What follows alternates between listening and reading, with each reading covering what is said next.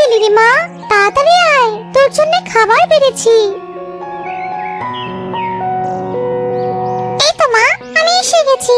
তুমি আমাকে খাবার খেতে ডাকছো? আমি না একটু আগে কতগুলো ফল খেলাম।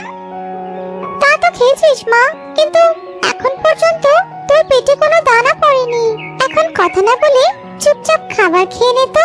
খাবার না খেলে তো তোর শরীরটা দুর্বল হয়ে যাবে, আর তুই অসুস্থ হয়ে যাবি রে মা। টুনি এমন কথা শুনে টুনটুন খাবার খায়। এই তো আমার লক্ষ্মী মেয়ে, এখন আমি কাজে যাব, তুই বাসাতেই থাক। আর শোন, একদম লক্ষ্মী মেয়ে হয়ে থাকবি, কিন্তু কোনো দুষ্টুমি করবি না, কেমন? আচ্ছা মা, তুমি যেভাবে বলবে আমি সেভাবেই থাকবো। মা, তুমি এখন নিশ্চিন্ত হয়ে কাজে যাও তো, আর ফেরার সময় আমার জন্য চকলেট নিয়ে আসবে, কেমন? এরপর টুনি কাজে চলে যায়। ওহ, সন্ধ্যা হয়ে গেল, মা এখনো বাসায় ফিরলো না। এদিকে আমার শরীরটা বড্ড খারাপ লাগছে। মায়ের জন্য অপেক্ষা না করে আমি বরং শুয়ে পড়ি। আমার আর একটুও ভালো লাগছে না, এভাবে দাঁড়িয়ে থাকতে পারছি না আর। টুনটুন ঘুমিয়ে পড়ে। এর কিছুক্ষণ পরই টুনটুনি বাসায় ফিরে আসে। টুনি বাসায় ফিরে দেখে টুনটুনির খুব জ্বর এসেছে। একি, আমার মেয়েটার গায়ে তো ভীষণ জ্বর। এত রাতে আমি ডাক্তার পাবো কোথায়? এইসব ভেবে সময় নষ্ট না করে আমি বরং মেয়েটার মাথায় একটু জলপট্টি করে দেই। এই কথা বলে টুনি টুনটুনের মাথায় জলপট্টি করে দেয়। সারা রাত ধরেই টুনি এভাবেই টুনটুনের মাথায় জলপট্টি করে দেয়, আর রাত শেষে টুনটুনির জ্বর কিছুটা কমে যায়। মা, ও মা, তুমি এসেছো? তুমি কি সারা রাত এভাবে জেগে জেগে আমার মাথায় জলপট্টি করে দিয়েছো? হ্যাঁ রে মা, কি করব বল? গত রাতে তুই অসুস্থ হয়ে পড়েছিলি, তোর আমার জ্বর দেখে আমি তো বড্ড ভয় পেয়ে গিয়েছিলাম। যাক, ঈশ্বরের কৃপায় তুই এখন অনেকটা সুস্থ। আমার এখন বেশ ভালো লাগছে মা, কিন্তু তুমি সারাদিন কাজ করে আবার সারা রাত জেগেছো। তোমার তো অনেক কষ্ট হয়েছে, তাই না মা? তোমার কি সারা রাত ধরে ঘুম পায়নি? না রে মা, আমার ঘুম পায়নি। সন্তানের সেবা করলে কোনো মায়েরই ক্লান্তি আসে না। বড় হয়ে তুই যখন মা হবি তখন সবটা বুঝতে পারবি।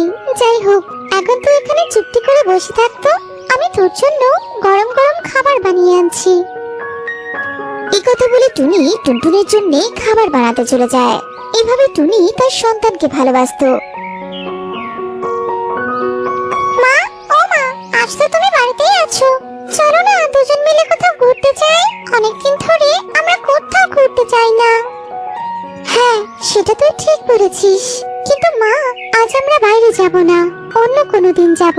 আজ কেন জানি আমার মনটা কুগাইছে, তাই আজ আমরা যাব না রে সোনা, আমরা অন্য কোনো দিন যাব। আজ আমি বাইরে যেতে চাইছি তো, তাই তুমি এভাবে বলছো, তাই না? আসলে না, তুমি আমার কোনো ইচ্ছা অনিচ্ছা কিছুই বোঝো না। কতদিন কোথাও ঘুরতে চাই না, আজ শুধু একটু ঘুরতে যেতে চাইলাম, তুমি আমাকে মানা করে দিচ্ছ। তুমি আমাকে মোটেও ভালোবাসো না। ঠিক আছে, তুমি আমাকে ঘুরতে নিয়ে যাবে না তো? তাহলে আমি একাই ঘুরতে যাব। টুনটুন, তুই আমার কথা বুঝতে পারছিস না মা? আমার কথা শোন, একটিবার আমার কথা শোন। টুনটুন, যাস না মা, দাঁড়া টুনটুন। টুনি এত ডাকা সত্ত্বেও টুনটুন তার কোনো কথা শোনে না। সে নিজের মতো একা একা ঘুরতে চলে যায়। আর ঘুরতে গিয়ে টুনটুন একটা শিকারীর খপ্পরে পড়ে। শিকারী টুনটুনকে ধরে নিয়ে যায়। ও মা গো, তুমি টুনির ছানা ধরে এনেছো? আমার কতদিনের শখ টুনির ছানার মাংস খাবো। তুমি খুব ভালো কাজ করেছো গো। হ্যাঁ গো গিন্নি, তোমার কথা ভেবেই তো আমি এই টুনির ছানাটা ধরে আনলাম। যাই হোক, এটাকে এখন বেঁধে রাখি, বিকেলে এটাকে জবাই করব। এই কথা বলে শিকারী টুনটুনকে খাঁচায় ভরে রাখে। দূর থেকে সুখী পায়রা ঘটনাটি দেখতে পায়। দেরি না করে সে টুনিকে গিয়ে এই খবরটি জানায়। কি বলছো তুমি? আমার মেয়েকে শিকারী ধরে নিয়ে গেছে। কতবার করে মেয়েটাকে বারণ করলাম, বাইরে যাস না, বাইরে যাস না, কিন্তু ও তো আমার কোনো কথাই শুনলো না। বাইরে গিয়ে একটা বিপদ বাঁধালো। এখন আমি কি করি? আমি ওই শিকারীর কাছে যাব, আর যে করেই হোক আমি আমার ছানাকে মুক্ত করে আনবই।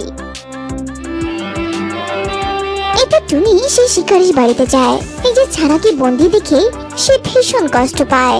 ও মা, এ তো দেখছি ছানার সাথে সাথে তার মাও এসে হাজির হয়েছে। তা বলছি, এই পাখি, তুই কেন এখানে এসেছিস রে? নিজের ছানাকে বাঁচাতে এসেছিস নাকি? হ্যাঁ, তুমি ঠিক কথাই বলেছো। মা যখন হয়েছি, ছানাকে তো বাঁচাতেই হবে। ছানাকে যদি আগলেই না রাখতে পারি তবে আমি কেমন মা? বাহ, তোর কথায় তো দেখছি যুক্তি আছে।